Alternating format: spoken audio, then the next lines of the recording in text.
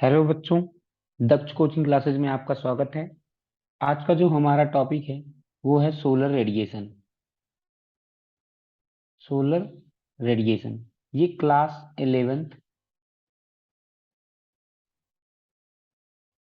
Geography का topic है। ठीक है, चैप्टर नंबर 9 और बुक का नाम है fundamentals of physical geography. Book का नाम है fundamentals of physical geography, class 11th, chapter number 9, solar radiation. तब देखिए, जैसे कि हमने चैप्टर नंबर 8 में पढ़ा था, क्या क्या पढ़ा था? एयर के बारे में पढ़ा था। इसके बारे में पढ़ा था, एयर के बारे में पढ़ा था। क्या था एयर? एयर में क्या होता था कि ये एक प्रकार से गैस पार्टिकल्स हैं एक्चुअल में, मिक्सचर ऑफ गैसेस। एयर क्या था? मिक्सचर ऑफ गैसेस था। ठीक है। पिछले चैप्टर में और हमने क्या पढ़ा था? एटमॉस्फेयर।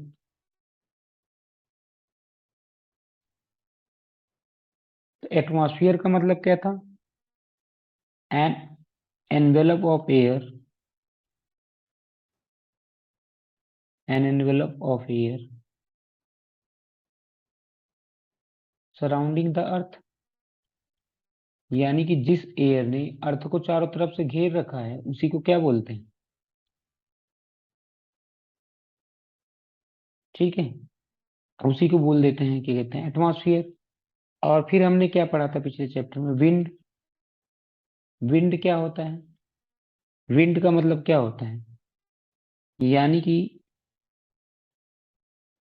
जब हवा एक जगह से दूसरी जगह, यानी कि कुल मिलाकर के हम ऐसे कह लें, विंड जो होती है वो कैसे ब्लो होती है? Blows due to change in temperature from one place to another. जब दो जगह, जैसे मान लीजिए ये प्लेस ए है और ये प्लेस बी है, यहाँ का टेम्परेचर अगर 15 डिग्री सेल्सियस है और यहाँ का टेम्परेचर 13 डिग्री सेल्सियस है, तो हवा जो होगी ना वो हमेशा क्या कहते हैं कि lower temperature to higher temperature flow होती है। हवा जो होती है वो हमेशा lower temperature to higher temperature flow होती है। तो विंड ब्लो होने का मतलब क्या हुआ? विंड ब्लो होने का मतलब होता है एयर ही तो ट्रांसफर हो रहा है। यानी कि एयर को हम कैसे महसूस कर सकते हैं? With the help of wind. अगर जब क्या कहते हैं एयर फ्लो होती है तभी तो हम उसको महसूस कर सकते हैं। यानी कि विंड क्या है? ब्लो फ्लो, जो एयर जो एक स्थान से दूसरे स्थान पे जा रही होती है उसी को क्या कहते हैं? विंड कहते हैं। ओके, यहाँ तक हमने ये सब पिछले चैप्टर में पढ़ा था, ये सब हमने पिछले चैप्टर में पढ़ा था। आज का जो हमारा टॉपिक है वो लिखा हुआ है सोलर रेडिएशन। आज हम पढ़ेंगे कि कैसे हीट का ट्रांसफर होता है एक्चुअल में। हीट का ट्रांसफर कितने टाइप्स के होते हैं? हीट का ट्रांसफर तीन तरीके से हो सकते हैं, वो मैं आपको बता देता हूँ। हीट का ट्रांसफर तीन तरीके से हो सकता है। सबसे पहला, हीट का ट्रांसफर जो होता है वो कितने तरीके से हो सकता है? तीन तरीके से हीट का ट्रांसफर जो होता है, तीन तरीके से। सबसे पहला होता है कन्वेक्स कंडक्शन। पहला क्या है? कंडक्शन। दूसरा क्या है? कंडक्शन के बाद में क्या कहते हैं? कन्वेक्शन।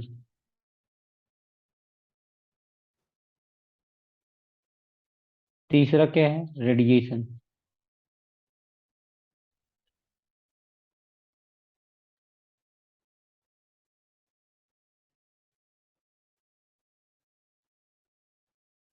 तो तीन तरीके से हीट का ट्रांसफर होता है। कहीं एक स्थान से दूसरे स्थान पर तीन तरीके से हीट का ट्रांसफर होता है। कौन कौन से हो गए? कंडक्शन, कन्वेक्शन और रेडिएशन। अभी इन्हीं के बारे में, हम तीनों के बारे में पढ़ेंगे। यहाँ पे देखिए, सबसे पहला है सोलर रेडिएशन। अच्छा, रेडिएशन में क्या होता है कि हीट का ट्रांसफर तब होता है जब दो बॉडी आपस में क्या कहते हैं कि जुड़ी नहीं हुई है। जुड़ी नहीं हुई है मतलब एक दूसरे के टच में नहीं है। तो जब हीट का ट्रांसफर होता है वो रेडिएशन के थ्रू होता है। कैसे? एक एग्जांपल बताता हूँ कि जैसे अभी तो ठंडी का मौसम भी आने वाला ही है। हाँ, तो मतलब आ ही गया है, आने वाला क्या है। तो अब देखो क्या होता है कि ठंडियों में लोग क्या होते हैं कि उसके पास में, अलाव के पास में जाकर के बैठते हैं, यानी कि बोन फायर के पास में जाकर के बैठते हैं। तो क्या होता है, वहां पे हीट का ट्रांसफर हमारे पास, हम इतनी दूर खड़े होते हैं फिर भी क्या कहते हैं कि बड़े आसानी से हीट हमारे पास में आ जाती है। हम इतनी दूर खड़े होते हैं फिर भी हीट हमारे पास में क्या होता है, जैसे अब मान लीजिए कि यहाँ पे आग जल रही है, हाँ, और यहाँ पे इंसान खड़ा होता है, तो क्या होता है तब भी यहाँ से हीट, मतलब कि इसको गर्मी लगने लगती है। क्योंकि अब ऐसा तो है नहीं कि वो आग को टच कर लेता है, लेकिन वो इतना दूर रहता है फिर भी उसको आग, गर्मी लगने लगती है। क्यों लगती है भाई? Due to transfer of heat, यानी कि due to radiation. Due to radiation, radiation की वजह से होता है। तो आज तो हमारी बात है सोलर रेडिएशन की। सबसे पहले हम कहें सोलर रेडिएशन क्या होता है। सोलर रेडिएशन के पहले एक हमने ऐसी छोटा सा ये चीज लिख दिया है नोट में, देख लीजिए। पहले भी मैंने बताया था, air in motion is known as wind. Wind का डेफिनेशन क्या है? Air in motion. यानी कि जो विंड होगा, अगर जब हवा मोशन में है तभी क्या कहते हैं कि, यानी हवा जब चल रही होती है उसी को विंड बोला गया है। विंड। अब देखिए सोलर रेडिएशन का मतलब क्या हुआ, अब इसको समझते हैं। मान लीजिए कि यहाँ पे क्या कहते हैं कि सन है, हाँ ये सन है। अब फिर क्या कहते हैं कि यहाँ पे क्या है, ये अर्थ है। ठीक है, यहाँ पे सन है और यहाँ पे अर्थ है। तो अब क्या होता है, सन, सन हॉट बॉडी है। सन कैसी बॉडी है? Hot body. तो यहाँ पे क्या होगा, इसमें से ऐसे ऐसे ऐसे ऐसे ऐसे ऐसे ऐसे ऐसे हीट निकलेगी, रेडिएशन निकलेगी। हाँ, इसमें से कैसे कैसे ऐसे ऐसे रेडिएशन निकलेगी हमेशा। वो जो रेडिएशन होगा, वो रेडिएशन किसी न किसी तरीके से कहाँ पे पहुंच जाता है, अर्थ। कहाँ पे पहुंच जाता है, अर्थ पे। तो जो यहाँ पे रेडिएशन हो रहा है, the emitting of energy, emission of energy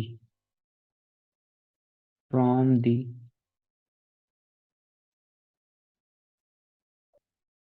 sun is known as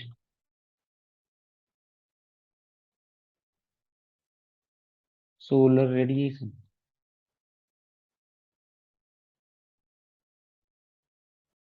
समझ आया क्या लिखा हुआ है?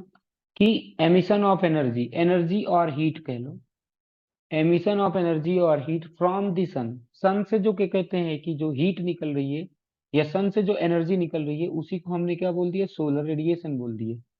ठीक है। अब इसके बाद में नेक्स्ट पॉइंट क्या है यहाँ पे, इंसोलेशन क्या होता है, अब समझेंगे इंसोलेशन। इंसोलेशन का मतलब ये होता है इनकमिंग सोलर रेडिएशन। इंसोलेशन का मतलब क्या है? Incoming solar radiation.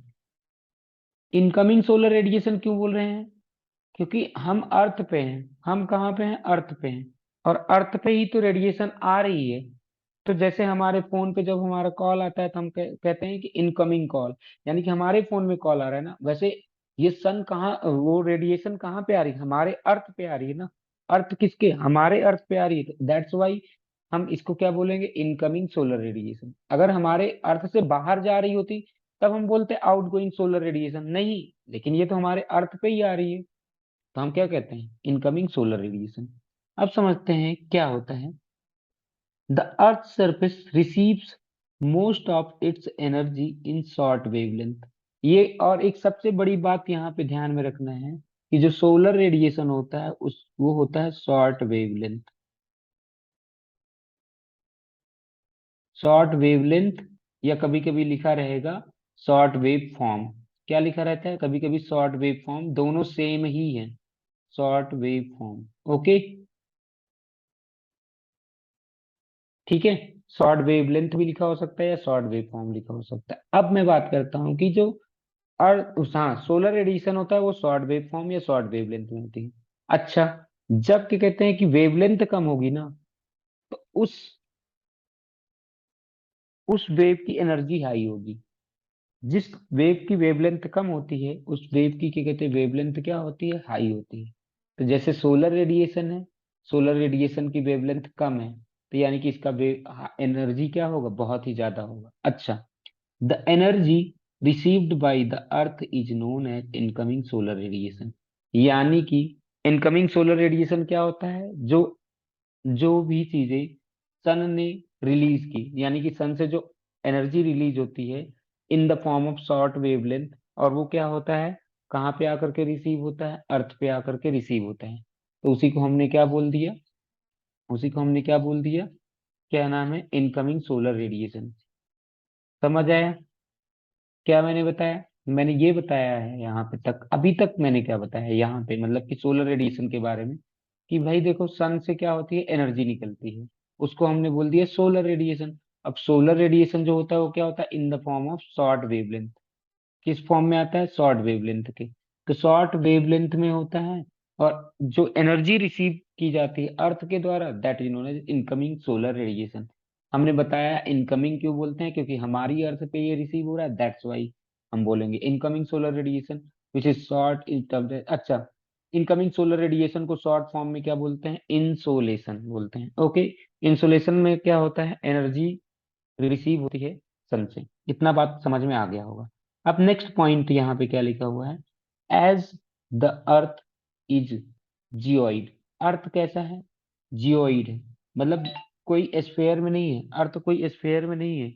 अर्थ कैसा है, जियोइड में है। जियोइड का मतलब क्या होता है, ऐसे कुछ होगा,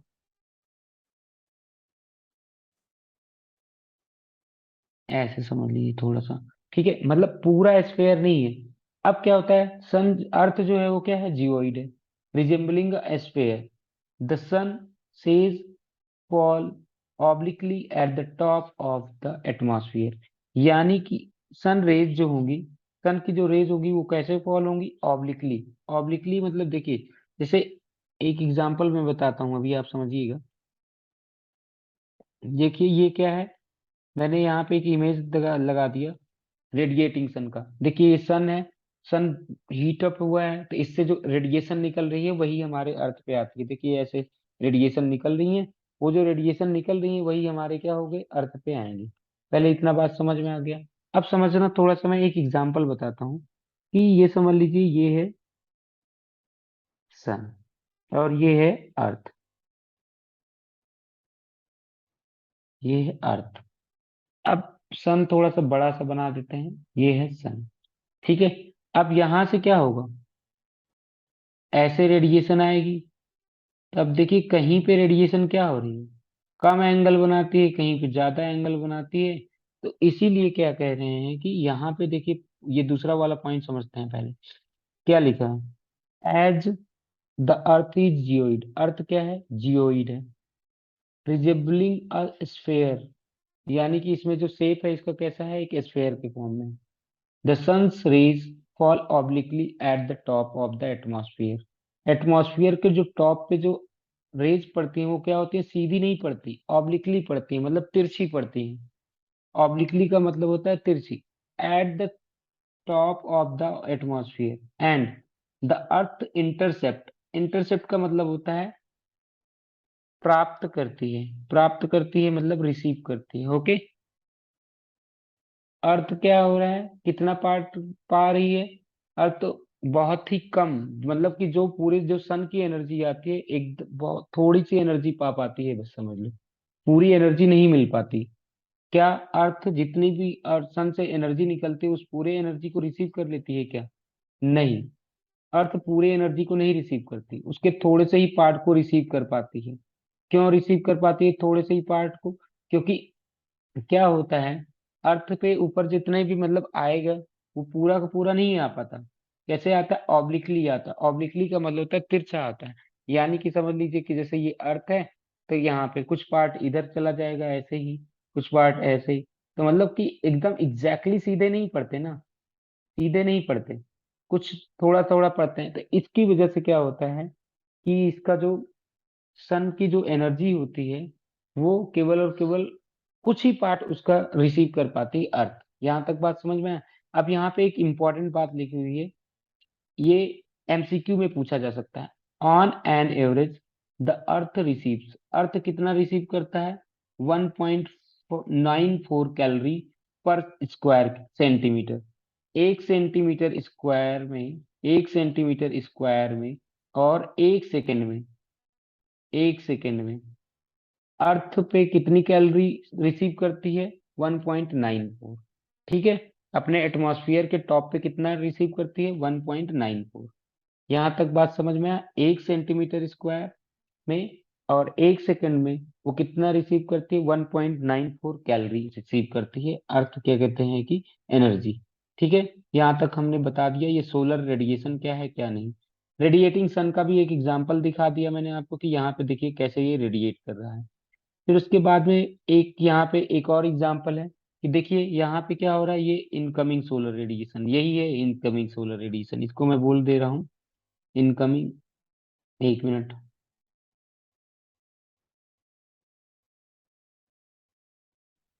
इनकमिंग सोलर रेडिएशन। अब देखिए इनकमिंग सोलर रेडिएशन कौन सी लाइन हो गई? ये वाली लाइन हो गई जो आ रही है। अच्छा, इसका जो वेव कैसा होगा? ये शॉर्ट वेव फॉर्म में होंगे। किस फॉर्म में होंगे? शॉर्ट वेव फॉर्म में होंगे। शॉर्ट वेव फॉर्म या शॉर्ट वेव लेंथ। और इनकी एनर्जी क्या होगी? हाई एनर्जी होगी। अब क्योंकि ये हाई एनर्जी है तभी तो उसको पेनिट्रेट कर पा रहा है। उसको पेनिट्रेट कर पा रहा है मतलब इसको, ये एटमॉस्फेयर को, ये एटमॉस्फेयर बना हुआ है, ये अर्थ के चारों ओर जो बना हुआ है ये सब क्या है? एटमॉस्फेयर है। एटमॉस्फेयर को पेनिट्रेट क्यों पर कर रहा है? क्योंकि ये हाई एनर्जी है। ठीक है, क्योंकि short wave length high energy होता है।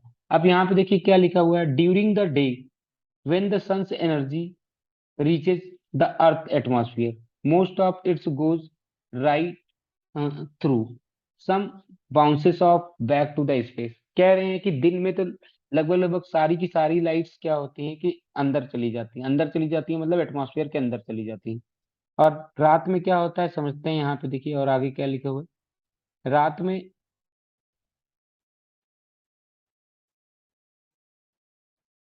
हाँ, at night most of the sun's energy escapes back into the space. तो क्या होता है कि रात में अब सन तो होता नहीं है, तो रात में ये क्या होता है देखिए ये रात में ये सन से एनर्जी मतलब बाहर जा मतलब अर्थ से बाहर जाने की कोशिश करती है, स्पेस से बाहर चली जाती है। क्या होती है? स्पेस से बाहर चली जाती है रात में। देखो क्या होता है, दिन में क्या होता है, सन रिसीव करता है, दिन सॉरी अर्थ रिसीव करती है सोलर रेडिएशन को। सोलर रेडिएशन को दिन में वो रिसीव करती है, फिर क्या होता है उसको एब्जॉर्ब करके रखती है। फिर जब रात हो जाती है, अब सन नहीं है यानी कि बाहर का टेम्परेचर कम हुआ, तो बाहर का हीट का ट्रांसफर होना शुरू हो जाता है, यही चलता रहता है। ठीक है। और कुछ ग्रीन हाउस गैसेस होती हैं लाइक कार्बन डाइऑक्साइड, वो हीट को ट्रैप कर लेती हैं।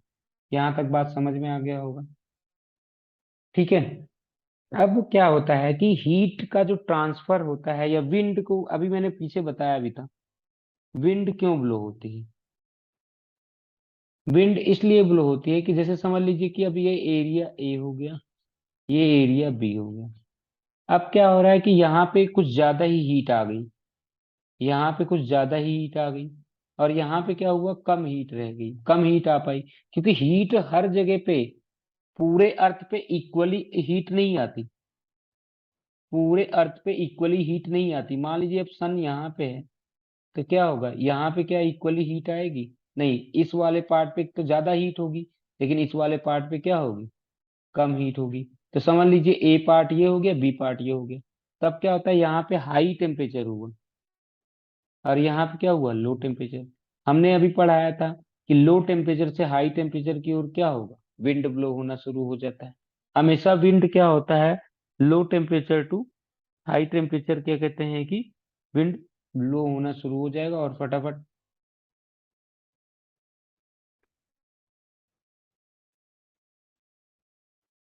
ठीक है।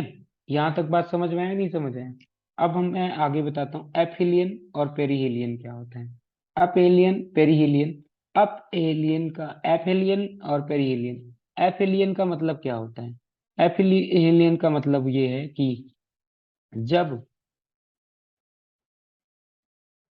एफिलियन का मतलब क्या होता है, जब सन जो है ना, क्या कहते हैं कि बहुत ही दूर है। जब सन क्या होता है, बहुत ही दूर होता है, किससे, क्या नाम है कि अर्थ से। अर्थ से जब बहुत ही दूर होता है तो उसी को बोल देते हैं एपहेलियन।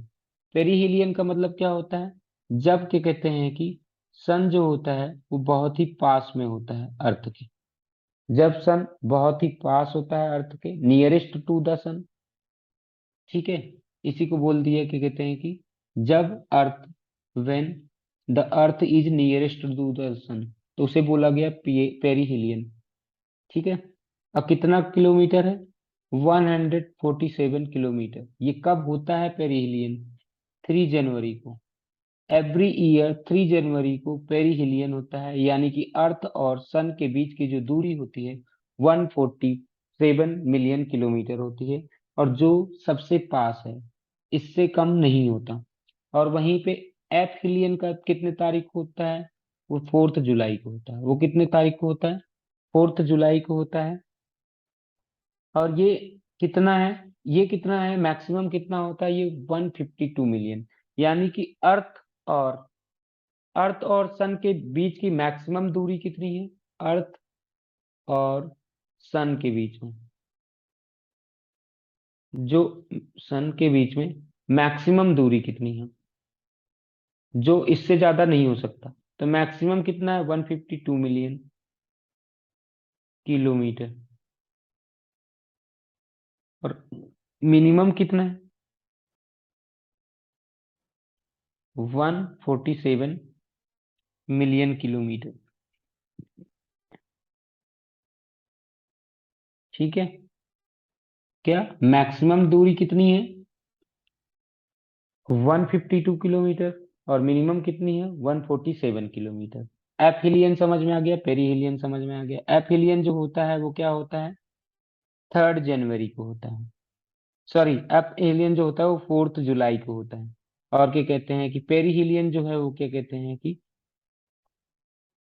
3 जनवरी को होता है। ठीक है।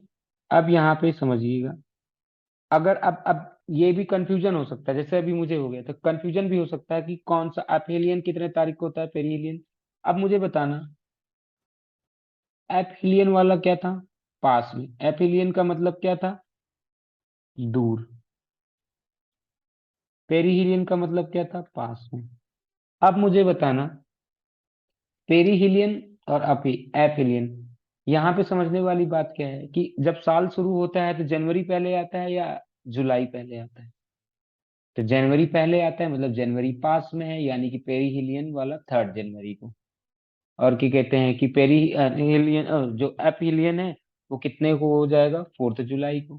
क्या पेरीहिलियन पास में है? और क्या कहते हैं कि वो 3 जनवरी जल्दी ही आती है, तो यानी पेरीहिलियन 3 जनवरी को। और क्या कहते हैं कि जुलाई बाद में आती है। और एपिलियन भी क्या होता है? दूर है। तो यानी कि इससे पता चल गया कि क्या कहते हैं कि एपिलियन जो होता है वो 4 जुलाई को होता है। इतना हमें समझ में आ गया। अब क्या है, अब जो आता है यहाँ पे, इंसोलेशन कहाँ पे होता है? अभी मैंने बताया, एक बात बताया कि अर्थ के डिफरेंट डिफरेंट पार्ट में। क्या? अर्थ के डिफरेंट डिफरेंट पार्ट में। डिफरेंट डिफरेंट पार्ट का मतलब समझो, जैसे ये पार्ट हो गया ए, ये पार्ट हो गया बी, ये पार्ट हो गया सी, ये पार्ट हो गया डी, ये पार्ट हो गया ई, और ये है सन। अब समझिएगा, सन से जो हीट ऐसे ऐसे आएगी,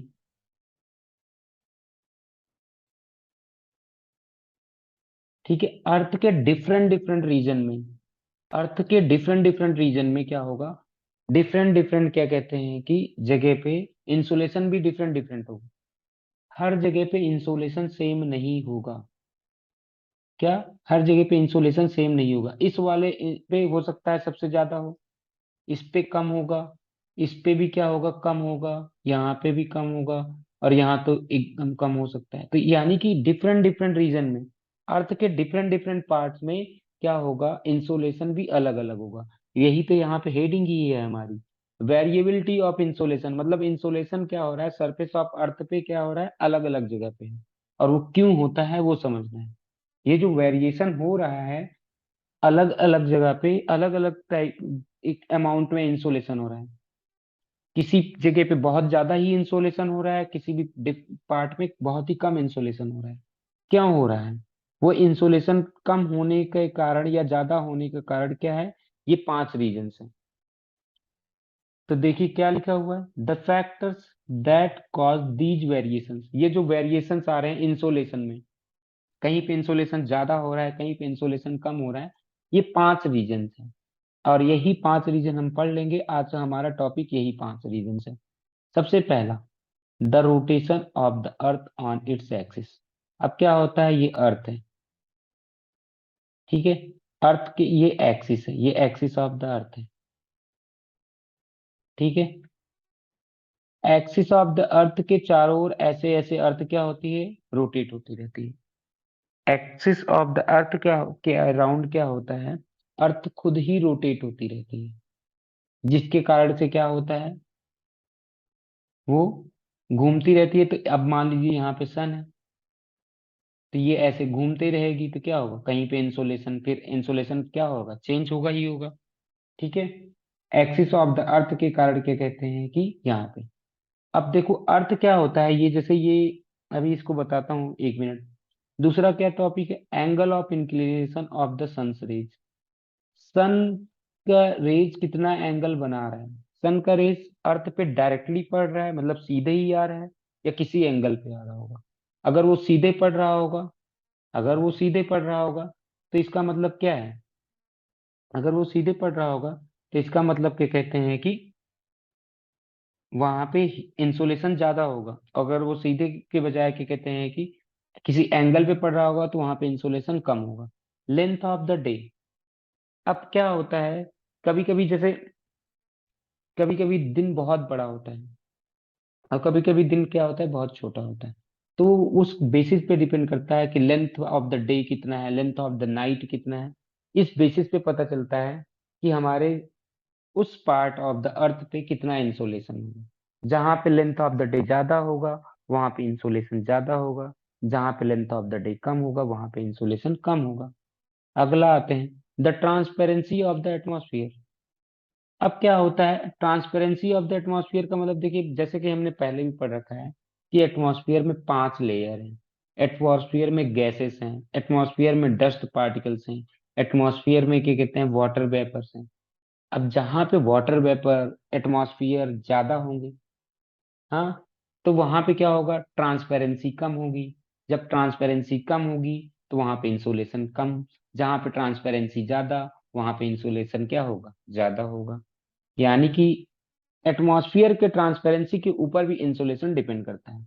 मतलब कितना, अगर हो सकता है कहीं कहीं पे क्या होता है, बहुत ज्यादा ही क्या कहते हैं कि वाइडर लेयर होती है, वाइडर मतलब कि कहते हैं मोटी लेयर होगी, और कहीं कहीं पे क्या होती है, पतली सी ही लेयर है, किसकी, एटमॉस्फेयर की। तो जहां पे पतली लेयर होगी तो इस बात पे भी डिपेंड करता है कितना ट्रांसपेरेंसी है, क्लियर है। अगला आता है कॉन्फ़िगरेशन ऑफ द लैंड। क्या, कॉन्फ़िगरेशन ऑफ द लैंड का मतलब क्या हुआ, कि जैसे एक एग्जांपल ले लेता हूं मैं। देखिए, जैसे जहां पे डेजर्ट है, जब हमने पिछला चैप्टर पढ़ा था तो हमने बोला था वाटर वेपर वहां पे कम होता है, कहाँ पे, डेजर्ट के ऊपर क्या होता है, कम होता है। जब वाटर वेपर कम है तो वहां पे क्या होगा, इंसोलेशन हाई होगा, क्योंकि वहां पे ड्राई एयर होगी। ड्राई एयर होगी यानी कि क्या कहते हैं कि वो वहां पे वो ट्रांसपेरेंसी बढ़ा देता है, वहां पे क्लाउडनेस नहीं, वहां पे क्लाउड नहीं होंगे। जहां पे सैंड, मतलब जहां पे सैंड है यानी डेजर्ट एरिया है, डेजर्ट एरिया में क्लाउड नहीं बनेंगे। क्यों नहीं बनेंगे, क्योंकि वहां पे क्या कहते हैं, मॉइस्चर नहीं है। जब मॉइस्चर नहीं है तो यानी कि उस वाले लैंड पे मॉइस्चर नहीं है, यानी कॉन्फ़िगरेशन ऑफ लैंड, यानी कि कैसा, मॉइस्चर नहीं है। मॉइस्चर नहीं है तो क्लाउड नहीं बनेगा, क्लाउड नहीं बनेगा तो इंसोलेशन बड़े आसानी से होगा। इतना बात समझ में आई, नहीं समझ में आई? यानी कि अभी इन्हीं 5 पॉइंट को अब हमें क्या करना है, एलेबरेट करके पढ़ना है। इन्हीं 5 पॉइंट को हमें एलेबरेट करके पढ़ना है, ठीक है। यहाँ तक आपको समझ में आ गया होगा। चलो देखते हैं नेक्स्ट। अब देखिए यहाँ पे यही चीज अभी मैं जो बता रहा था, rotation of the earth, rotation of the earth on its axis. अब देखिए ये क्या है, ये है अर्थ। अर्थ का ये जो है एक्सिस है, ये क्या है, अर्थ का एक्सिस है, एक्सिस है। इस एक्सिस में क्या हो रहा है, ये देखिए क्या है, नॉर्थ पोल, और ये क्या है, साउथ पोल। ये नॉर्थ पोल और ये साउथ पोल। अब देखिए अर्थ किधर से किधर जा रही है, ऐसे घूम रही है, मतलब कि वेस्ट टू ईस्ट। अर्थ कैसे घूमती है, वेस्ट टू ईस्ट। कोई पेपर में पूछेगा कि अर्थ कैसे घूमती है, तो अर्थ घूमती है वेस्ट टू ईस्टवर्ड, ओके। तो ये डायरेक्शन ऑफ स्पिन हो गया, कहाँ पे, अपने एक्सिस पे। अपने एक्सिस पे देखो, वेस्ट टू ईस्ट ऐसे घूमती ही रहती है, घूमती ही रहती है, घूमती रहती है। ठीक है, इतना क्लियर है कि नहीं क्लियर है? ओके। अब समझना, यहाँ पे देखो क्या होता है, वैसे तो नॉर्मली क्या होता है, ये ऐसे होता है, लेकिन अर्थ क्या है, इतना टिल्ट है, टिल्ट मतलब झुकी हुई है। कितना डिग्री झुकी हुई है? 23.5। 23.5 डिग्री झुकी हुई है, 23.5, मतलब 23.5 झुकी हुई है। तो क्या होता है कि अर्थ, इसका मतलब क्या हुआ, अर्थ क्या करती है कि अर्थ का एक ऑर्बिट भी होता है। ऑर्बिट का मतलब होता है पाथ, जिसमें क्या होता है कि वो अर्थ सन के चारों ओर, सॉरी, अर्थ का एक ऑर्बिट भी होता है। ऑर्बिट का मतलब होता है पाथ। पाथ का मतलब क्या हुआ, जैसे समझिएगा ये सन है, अभी शायद एक डायग्राम और होगा, देखते हैं, हाँ ये है orbit of the earth. Orbit, जिस पाथ में जिस पाथ में क्या कहते हैं कि सन के चारों ओर अर्थ चक्कर लगाती है, that is known as orbit. Orbit का मतलब क्या हुआ, जिस पाथ में सन अर्थ के चारों ओर चक्कर लगाती है उसे ही क्या बोलते हैं, ऑर्बिट। ओके, इतना क्लियर है? एक मिनट।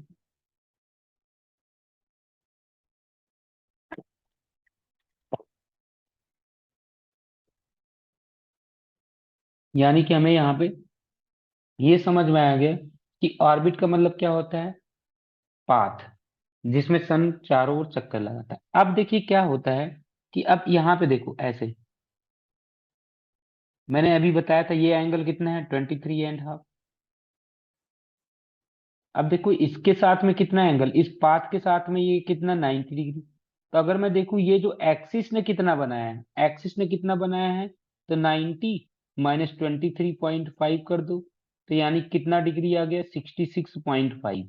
कितना डिग्री आ गया, 66.5। तो और ये पेपर में पूछा जाता है, पेपर में क्या पूछा जाता है कि जो अर्थ का जो एक्सिस है वो प्लेन ऑफ ऑर्बिट के साथ में कितना एंगल बनाता है।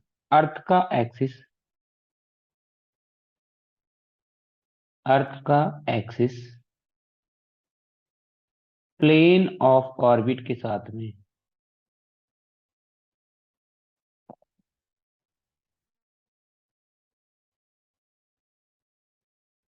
कितना एंगल बनाता है, ये पूछा जाता है। सॉरी, कितना एंगल बनाता है। तो पता चल गया आपको कितना एंगल बनाता है, 66.5 डिग्री। 66.5 डिग्री बनाता है, कितना बनाता है, 66.5 डिग्री एंगल बनाता है अर्थ का एक्सिस प्लेन ऑफ ऑर्बिट के साथ में। क्लियर है? हमेशा, हमेशा कितना बनाएगा, अर्थ का एक्सिस और प्लेन ऑफ ऑर्बिट के बीच में जो एंगल होता है वो कितना होता है, 66.5 डिग्री। इसकी वजह से क्या होता है, अमाउंट ऑफ इंसुलेशन क्या होता है, अलग अलग लैटिट्यूड पे अलग अलग होता है। अमाउंट ऑफ, जैसे अलग अलग, जैसे हमने पहले भी पढ़ रखा है लैटिट्यूड्स क्या होते हैं।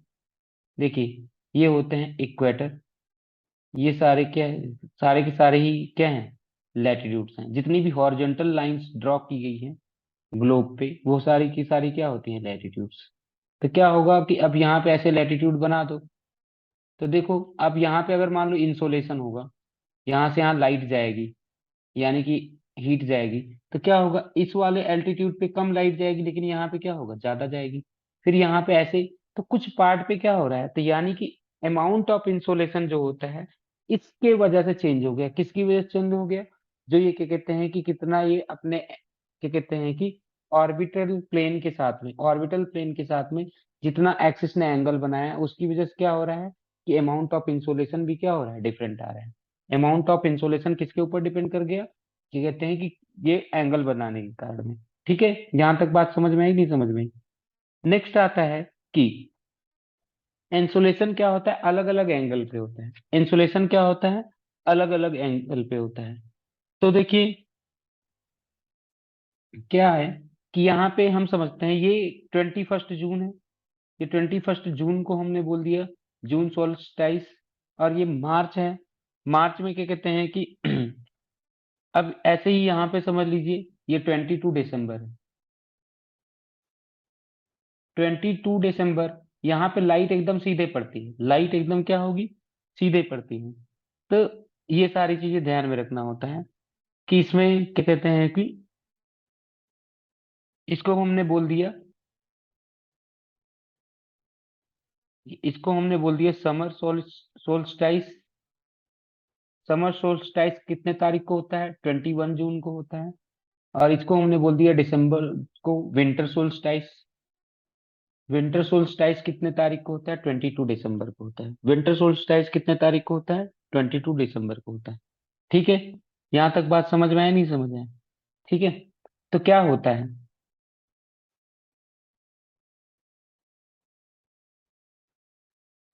अब आगे समझते हैं। यहाँ पे कुछ पॉइंट्स हैं, अब देखिएगा। मैंने अभी तक जो बताया कि क्या क्या इंपॉर्टेंट है। सबसे पहला क्या कहते हैं, क्या इंपॉर्टेंट है यहाँ पे, कि अमाउंट ऑफ इंसुलेशन जो होता है वो किसके ऊपर डिपेंड करता है, एंगल ऑफ इंक्लिनेशन। इंक्लिनेशन का मतलब होता है झुकाव। Angle of inclination of the sun rays. अगर सनरेज क्या कहते हैं कि, जैसे अब एक एग्जांपल देख लीजिए यहाँ पे, ये है अर्थ और ये है सन। तो यहाँ पे जब क्या कहते हैं कि जाएगा, तो ये सीधा ऐसे ऐसे जाएंगे रेज। तो देखिएगा यहाँ पे क्या हो रहा है, यहाँ पे ये एकदम सीधे ही पड़ रही है। कहीं पे रेज एकदम सीधे पड़ती हैं, कहीं पे रेज क्या होती है, एंगल बनाती हैं। तो जहां पे रेज एकदम सीधे पड़ रही होंगी उसे क्या बोल देते हैं, जहां पे रेज एकदम सीधे पड़ रही होंगी वहां पे ज्यादा इंसोलेशन होगा। और जहां पे रेज क्या हो रही है, एंगल के साथ में बन रही होंगी, वहां पे क्या कहते हैं कि क्या होगा, कम इंसोलेशन होगा। क्या, जहां पे ज्यादा रेज होंगी वहां पे क्या कहते हैं कि, यानी कि जो सीधे रेज होती हैं, तो यानी कि यहाँ पे देखिए टू टाइप्स की रेज भी हो जाती है। एक का नाम आ जाएगा, क्या कहते हैं कि एक को बोला जाता है वर्टिकल रेज,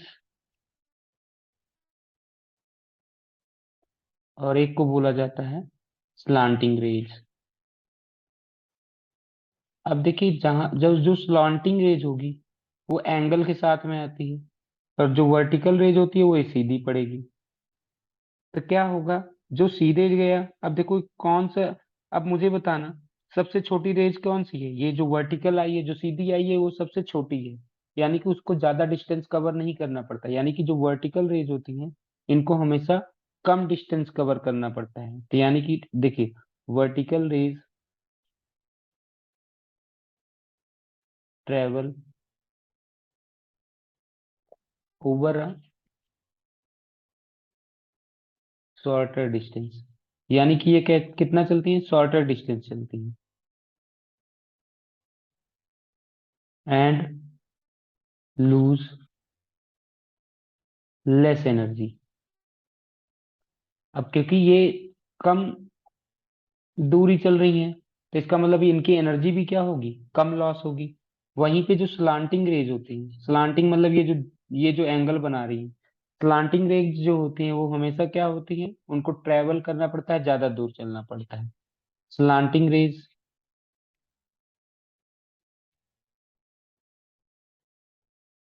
जो होती है उनको क्या ट्रेवल करना पड़ता है, ज्यादा दूर चलना पड़ता है, travel over a larger distance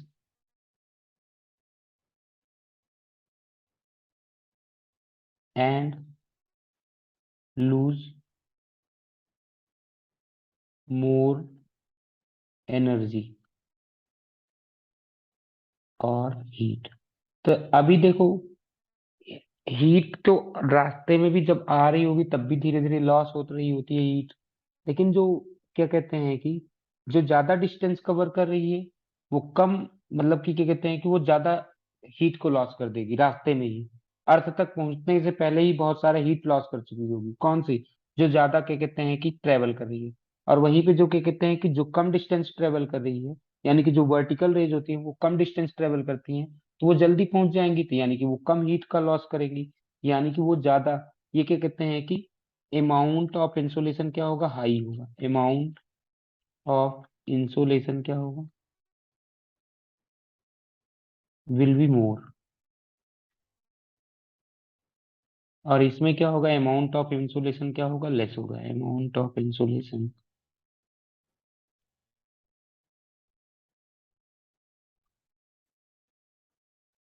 will be less.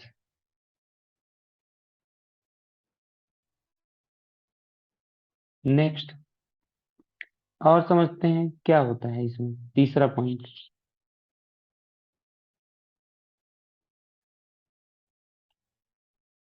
तीसरा पॉइंट यहाँ पे समझते हैं क्या और क्या हो सकता है।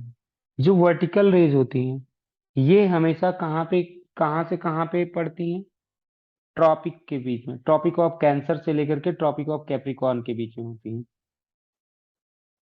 Vertical raise. कहाँ से कहाँ तक होंगी, of the sun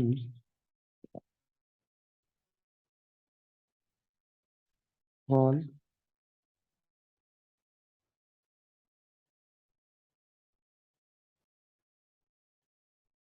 tropics of Cancer and Capricorn. और वहीं पे क्या होता है, ये स्लांटिंग रेज फॉल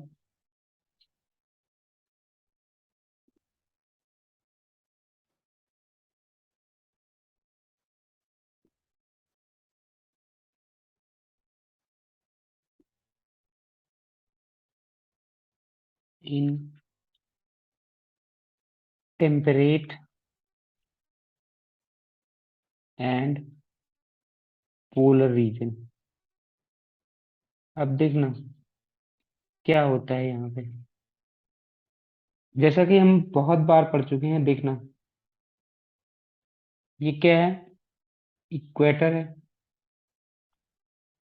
इक्वेटर के नॉर्थ में क्या होता है, tropic of Cancer, tropic of Cancer. Equator के साउथ में क्या होता है, ट्रॉपिक ऑफ कैप्रिकॉर्न।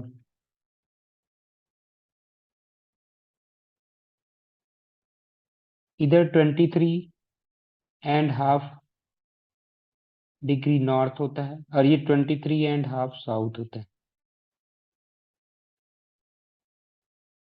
ठीक है, तो ये जो रीजन हुआ, यहाँ पे क्या होता है, हमेशा वर्टिकल रेज आती है, इस रीजन में क्या होता है, वर्टिकल रेज आती है, और इस रीजन में क्या होता है, यहाँ पे क्या आती है, स्लैंट रेज। और इस रीजन में क्या आते हैं, वर्टिकल रेज। ठीक है, ठीक है, यहाँ तक बात समझ में है, नहीं समझ में, आगे होगा यहाँ तक समझ में। तो ये सारी बातें यहाँ से यहाँ तक भर में। अब आगे समझ लेते हैं, यानी कि अभी तक हमने दो चीजें आपको बता दी। क्या, इसमें दो पॉइंट्स, जो पहले दो पॉइंट्स थे कि the origin the ray rotation of the earth on its axis, the angle of inclination of the sun's rays, कितना उसका एंगल ऑफ इंक्लिनेशन है, ये सारी चीजें हमने बात कर ली है।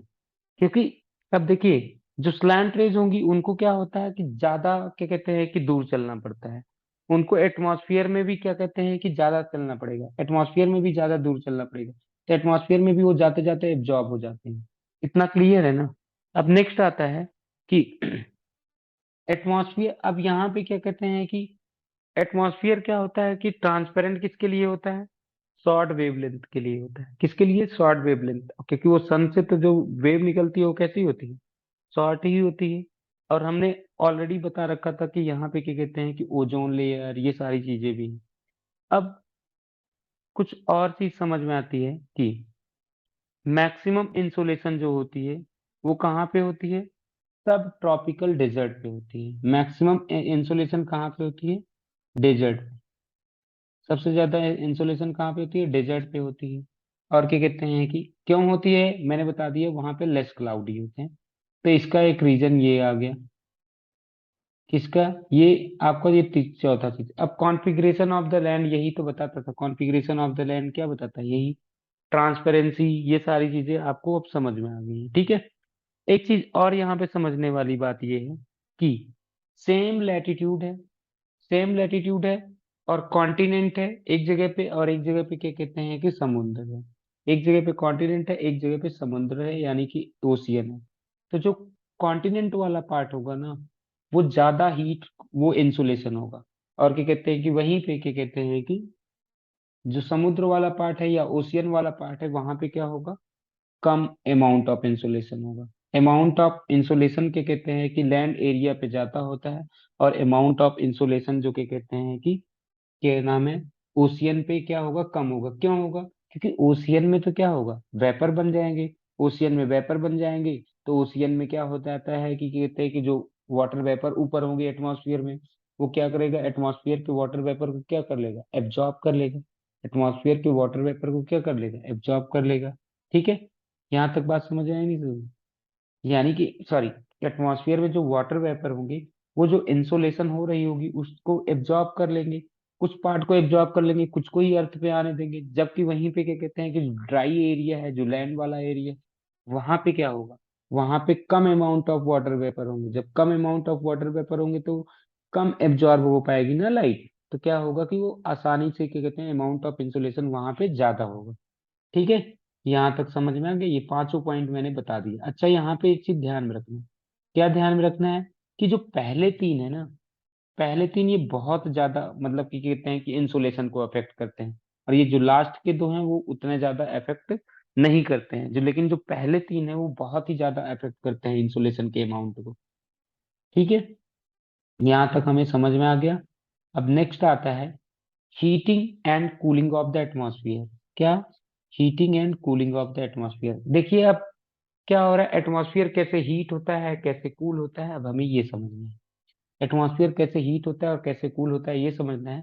उससे पहले मैं आपको शुरू में भी चैप्टर के एक बार डिस्कस किया था, अभी फिर से मैं बता देता हूँ कि जो हीट का जो ट्रांसफर होता है, हीट का जो ट्रांसफर होता है, ट्रांसफर ऑफ हीट, वो तीन तरीके से होता है। ट्रांसफर ऑफ हीट वो कितने तरीके से होता है? तीन तरीके से होता है। ठीक है, और वो कौन कौन से तरीके हैं? सबसे पहला तरीका क्या है? रेडिएशन। दूसरा तरीका क्या है? कन्वेक्शन। तीसरा तरीका क्या है? Transfer of heat. तीन तरीके से होते हैं। सबसे पहला क्या है था? रेडिएशन। कंडक्शन।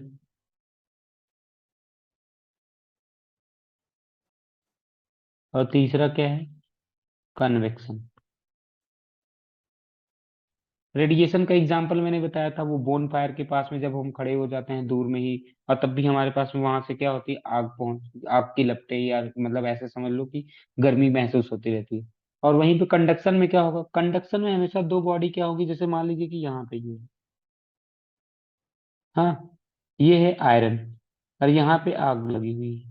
तो यहाँ पे ये धीरे धीरे गर्म होकर के ये यहाँ पर अगर हम पकड़ेंगे ना, तब भी यहाँ पर भी गर्म हो जाती थी। यानी कि ये हीट क्या हो रही है, यहाँ से यहाँ ट्रांसफर हो जा रही है। यानी कि कंडक्शन में क्या होता है ना, जब दो बॉडी टच, एक हॉट बॉडी हो गई समझ लो ये, और ये कोल्ड बॉडी होगी, और जब दोनों को हमने पास में लाएंगे ना, तो क्या होगा? इसमें से इसमें हीट जाएगी, और तब तक जाएगी जब तक दोनों में हीट क्या हो जाए? इक्वल ना हो जाए। ठीक है, कन्वेक्शन का एग्जाम्पल जब पानी उबलता है, बॉइलिंग ऑफ वाटर में जो होता है, वो होता है। कैसे होता है वो समझते हैं, अभी सब समझते हैं। ये तीनों ही चीज अभी समझेंगे, रेडिएशन, कन्वेक्शन और क्या कहते हैं, कंडक्शन। तो सबसे पहला आ गया conduction. Conduction takes place when two bodies of unequal temperature. क्या किया हमने? दो बॉडी ले लिया, दोनों का टेम्परेचर अलग अलग है, और उनको हम पास में रख दिए, एकदम जोड़ के रख दिए, समझ लो टच करके रख दिए। तो क्या होगा? जो हमेशा जो हीट का जो फ्लो होगा ना, हीट का जो फ्लो होगा, या क्या कहते हैं कि एनर्जी का जो फ्लो होगा, वार्मर बॉडी से यानी कि हॉटर बॉडी से कूलर बॉडी में चला जाएगा। यानी कि जो, अब ऐसे समझना, ये पहले क्या है? ए, ये इसका जो ये क्या कहते हैं कि वार्म, ये हॉटर बॉडी है, और वहीं पे बी जो है वो कूल है। अब हमने क्या किया, दोनों को पास में रख दिया,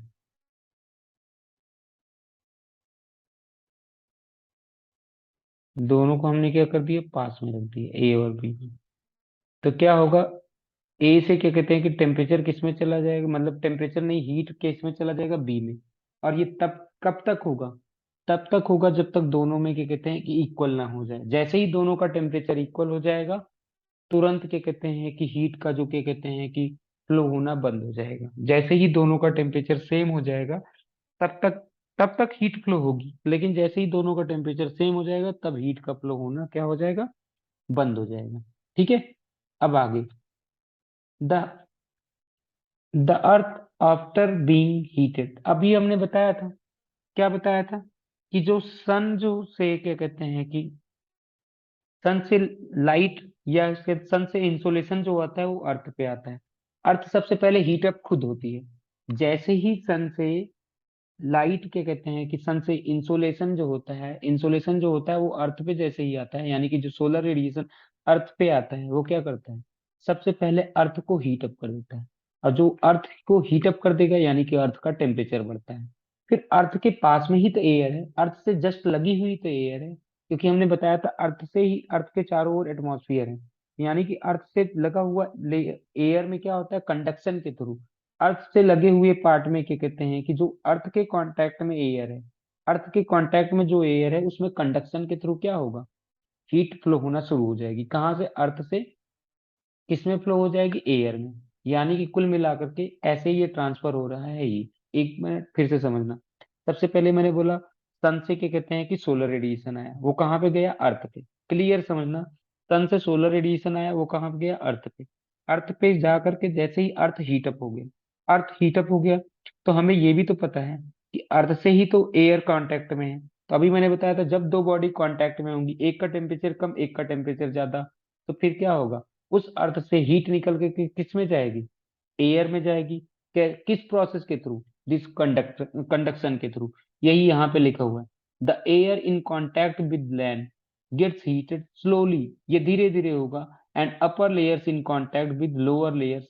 और ऐसे क्या होगा, फिर वो जो लोअर लेयर की जो लोअर लेयर का एटमॉस्फेयर है, का लोअर लेयर या एयर का जो लोअर लेयर होगा, वो हीट अप होगा, तो फिर उसके अपर लेयर में धीरे धीरे हीट पहुंचती जाएगी, पहुंचती जाएगी।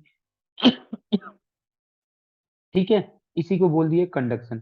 अब कंडक्शन क्या होता है, कंडक्शन सबसे ज्यादा कहाँ पे होता है, lower layer of atmosphere. Atmosphere के लोअर लेयर में ही कंडक्शन होता है, सब जगह नहीं होता। ठीक है। अब बात करते हैं कन्वेक्शन। अब ये कन्वेक्शन क्या होता है, देखो, the air in contact with the earth. Earth के साथ में क्या है कि जैसे मान लीजिए ये अर्थ है, और यहाँ पे जो एयर थी इसके कांटेक्ट में थी, वो क्या होगी, पहले ये vertically on heating in the form of currents. जैसे ही क्या होगा, ये हीट अप होंगी, तुरंत ये एयर ऊपर उठना शुरू हो जाएंगी। क्या हो जाएंगी, हमेशा जैसे गर्म हवाएं क्या होती हैं, हमेशा ऊपर उठती हैं। जितनी भी वार्म, हाँ, जितने भी वार्म एयर होगी वो हमेशा ऊपर उठती है। जैसे एग्जांपल याद देखो, घर में देखो क्या होता है, घर में हमेशा वेंटिलेटर्स जो होते हैं वो क्या होते हैं, ऊपर लगे होते हैं। हाँ, एग्जॉस्टिंग फैन जिसको बोलते हैं, एग्जॉस्टिंग फैन हमेशा ऊपर लगे होते हैं। क्यों लगे होते हैं, क्योंकि जब गर्मी होती है कमरे में, तो कमरे की जो गर्मी होती है वो हमेशा, जब हम वेंटिलेटर या एग्जॉस्टिंग फैन चलाते हैं, तो क्या होता है कि वो धीरे धीरे वो हवा ऊपर उठेगी और वो एग्जॉस्ट फैन के थ्रू बाहर निकल जाती है, और नीचे ही क्या होता है, कोल्ड एयर आ जाती है। हमेशा समझ लो, ऊपर क्या हो जाए, वार्म एयर ऊपर जाती है। तो वैसे ही क्या होगा, जैसे यहाँ पे समझना, ये क्या है, एयर है, यहाँ पे क्या है, ये एयर है। ठीक है, एयर के पार्टिकल्स हैं। अब यहाँ पे क्या होगा, ये हीट होगा, ये हीट अप होगा। जब ये हीट अप होगा तो क्या होगा, ये ऊपर उठेंगे, ऊपर उठेंगे, ऊपर जब जैसे जैसे जाएंगे ऊपर, फिर से तो कूल होंगे, ये कूल होंगे, तो फिर से ये इधर से ऐसे नीचे की ओर आ जाएंगे।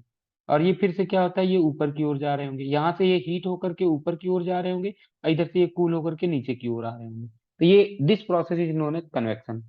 यानी कि क्या हो रहा है कि जो वर्टिकली हीट को ट्रांसफर करता है, क्या कहते हैं कि फ्रॉम द एटमॉस्फेयर। क्या लिखा हुआ है कि the air in contact with earth rises vertically on heating. जब वो हीट हीट होती है तो वो खुद ऊपर उठती है वो हवा, और फिर क्या होता है, वो एक करंट बना लेती है। करंट का मतलब हवा बना लेती है। और क्या कहते हैं कि वो खुद एयर जो होती है वो क्या होती है, फ्लो होना शुरू होती है। जब जो flow of air is known as current, वो फ्लो होने लगी। This process of vertical heating of atmosphere is known as convection. तो ये जो वर्टिकल हीटिंग हो रहा है ना, इसमें कैसे हो रहा है, वर्टिकल हीटिंग, हॉरिजॉन्टल हीटिंग नहीं हो रहा है। इसमें क्या हो रहा है, वर्टिकल हीटिंग। वर्टिकल हीटिंग के प्रोसेस को क्या बोला गया, कन्वेक्शन बोला गया। ठीक है, ऐसे ही पानी भी उबलता है, ऐसे ही पानी भी उबलता है, समझिएगा। मैं फिर से एक एग्जांपल बताता हूँ, ये देखिए क्या है यहाँ पे। हमने क्या किया, इसमें पानी भर दिया, समझ लीजिए ये है पानी। ठीक है, और यहाँ पे ऐसे ये पानी भर दिया। अब समझिएगा क्या होता है कि यहाँ पे आग अगर ऐसे लग रही है, आग लग रही है, तो क्या होगा, सबसे पहले ये जो नीचे वाले जो पार्टिकल्स हैं, हाँ, सबसे वाले नीचे वाले पार्टिकल्स क्या होंगे, गर्म होंगे।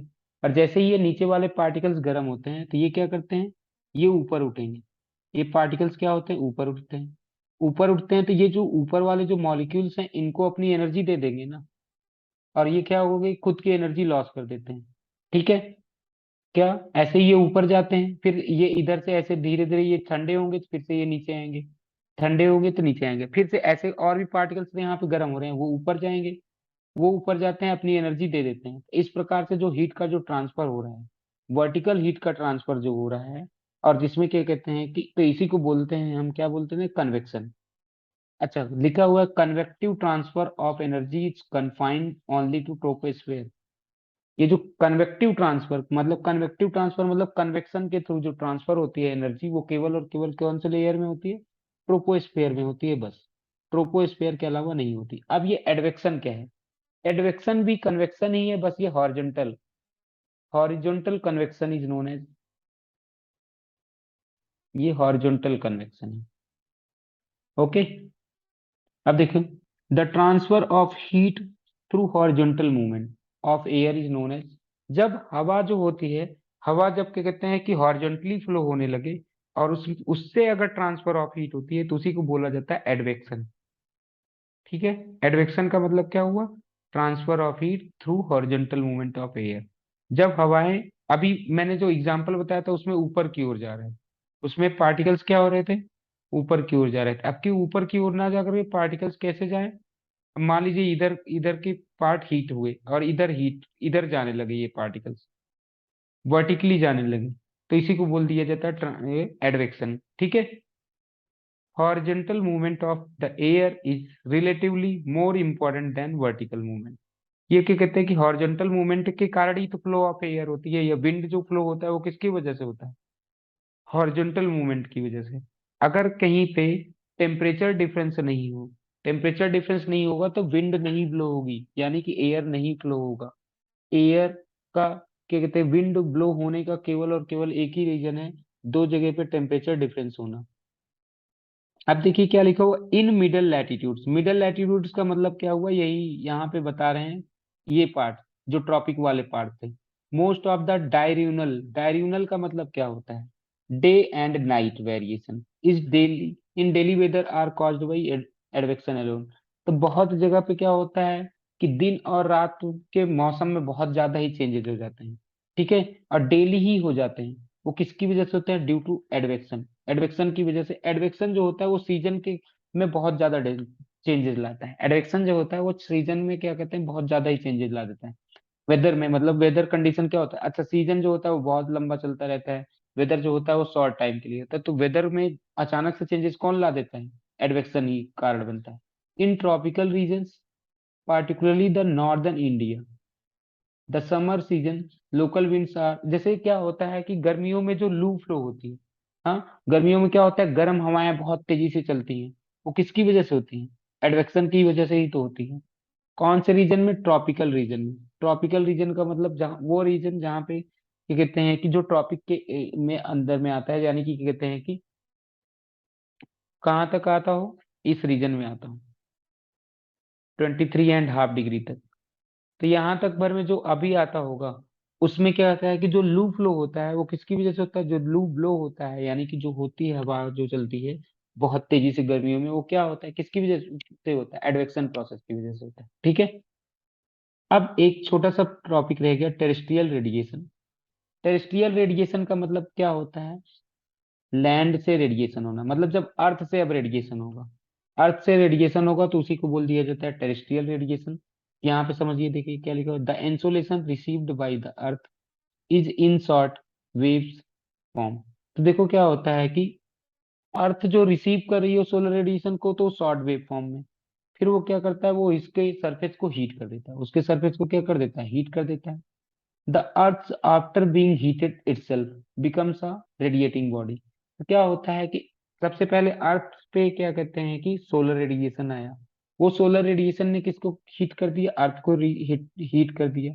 फिर क्या होता है, अर्थ से फिर क्या होता है, अर्थ फिर तो रेडिएट करना शुरू करती है, फिर बाद में जब क्या कहते हैं कि रात हो जाती है, ऐसे समझ लो दिन में समझ लो अर्थ ने हीट को एब्जॉर्ब किया, दिन में हीट को एब्जॉर्ब किया, अब रात हो गई, रात में तो क्या हुआ, बाहर सन नहीं है, यानी कि अब क्या होता है, अर्थ क्या करता है, हीट रिलीज करना शुरू करती है। तो वो जो हीट रिलीज होती है वो किस फॉर्म में होती है, वो लॉन्ग वेव फॉर्म में होती है, यानी उसका जो वेवलेंथ होता है वो लॉन्ग होती है और उसकी एनर्जी क्या होगी, कम होगी। इस वजह से वो क्या होगा, लॉन्ग वेव फॉर्म में होगी, एनर्जी भी कम होगी, इसकी वजह से वो क्या करते हैं, एटमॉस्फेयर के उस पार नहीं जा पाती है। This energy heats up the atmosphere, तो ये क्या करता है, उस एटमॉस्फेयर को ही गर्म कर देगा, उस एटमॉस्फेयर को ही हीट दे देता है। ठीक है। इस प्रोसेस को बोला गया टेरेस्ट्रियल रेडिएशन। समझ में आया? ठीक है। The long wave radiation is absorb by the atmospheric gases. जो ये लॉन्ग वेव रेडिएशन का मतलब क्या हुआ, terrestrial radiation. Long wave radiation का मतलब क्या हुआ, टेरेस्ट्रियल रेडिएशन। टेरेस्ट्रियल रेडिएशन को किसने एब्जॉर्ब कर लिया, एटमॉस्फेयर में जो गैसेस हैं, जैसा कि हमने पिछले चैप्टर में पढ़ा था, कार्बन डाइऑक्साइड, नाइट्रोजन, ऑक्सीजन, बहुत सारी गैसेस, वाटर वेपर, ये सब भी हैं। ये सब क्या करती हैं, इसको क्या करती हैं, एब्जॉर्ब कर लेती हैं, किसको, जो लॉन्ग वेव रेडिएशन मतलब टेरेस्ट्रियल रेडिएशन होता है। फिर क्या होता है, और इस प्रकार से क्या होता है कि अर्थ को क्या, अर्थ से वो इनडायरेक्टली एटमॉस्फेयर हीट अप हो जाता है। ओके। और फिर फाइनली क्या करता है, फाइनली वो क्या करता है, धीरे धीरे धीरे धीरे एटमॉस्फेयर से आउटर स्पेस में भेज देता है। धीरे धीरे क्या होता है, वो एटमॉस्फेयर से हीट होते हुए, हीट बाहर निकलते निकलते कहाँ से, आउटर स्पेस में। इस प्रकार से क्या होता है कि जो टेम्परेचर का जो मतलब अर्थ हीट भी हो गई, अर्थ कूल भी हो गई। कैसे, पहले हीट अप हुआ सोलर रेडिएशन के थ्रू, टेरेस्ट्रियल रेडिएशन के थ्रू कूलिंग हुई। हीटिंग किसके थ्रू हुई, सोलर रेडिएशन के थ्रू। कूलिंग किसके थ्रू हुई, क्या नाम है, टेरेस्ट्रियल रेडिएशन के थ्रू। यहां तक बात समझ में आया? यहाँ पे दो इंपॉर्टेंट पॉइंट हैं, वो समझ लेते हैं। एक लिखा हुआ प्लैंक लॉ। प्लैंक लॉ क्या कह रहा है, it states that hotter a body the more energy it will radiate. यानी कि जितने ज्यादा हॉट बॉडी होगी उतनी ज्यादा एनर्जी ये रेडिएट करेगी। और अभी मैंने बताया था जितनी ज्यादा एनर्जी उतना ही शॉर्ट वेवलेंथ होगा। यानी कि क्या कहते हैं कि हॉट बॉडी जितनी ज्यादा होगी उतना ही शॉर्ट वेवलेंथ रेडिएट करेगी। ठीक है। अगला आ जाता है स्पेसिफिक हीट। स्पेसिफिक हीट क्या होता है, स्पेसिफिक हीट का मतलब होता है कि अगर जैसे मैं एक एग्जांपल से बताता हूँ तो जल्दी समझ में आ जाएगा। जैसे समझ लीजिए कि ये पानी इसमें रख रखा है। अब ये पहले इसका कुछ नहीं डिग्री सेल्सियस है, 0 डिग्री सेल्सियस है या 1 डिग्री सेल्सियस है। ठीक है। इसमें 1 ग्राम पानी है, बस ऐसा एक एग्जांपल ले लो कि 1 ग्राम पानी है और इसका 1 ही डिग्री सेल्सियस है। अब मुझे इसको हीट देना था और हमने हीट दिया, इसको हीट दिया, तो थोड़ी देर के बाद देखा क्या होता है, ये 2 डिग्री सेल्सियस हो गई। क्या, थोड़ी देर बाद देखा तो इसमें कितना हो गया, 2 डिग्री सेल्सियस। तो 1 डिग्री सेल्सियस से 2 डिग्री सेल्सियस करने में, 1 डिग्री सेल्सियस से 2 डिग्री सेल्सियस करने में जितना भी हमने हीट दिया होगा ना, that is known as specific heat. यानी कि क्या कह रहा है कि 1 gram of substance 1 gram of substance को अगर मुझे उसका 1 degree Celsius, 1 degree Celsius heat बढ़ा टेम्परेचर बढ़ाने के लिए जितनी भी हीट देनी पड़ेगी, 1 ग्राम सब्सटेंस के टेम्परेचर को 1 डिग्री सेल्सियस बढ़ाने के लिए अगर मुझे जितनी भी हीट देनी पड़ेगी ना, वो क्या है, वही क्या कहते हैं कि स्पेसिफिक हीट है। यहाँ तक उम्मीद करता हूँ समझ में आ गया होगा। बाकी इस चैप्टर का जो पार्ट है वो नेक्स्ट वीडियो में होगा।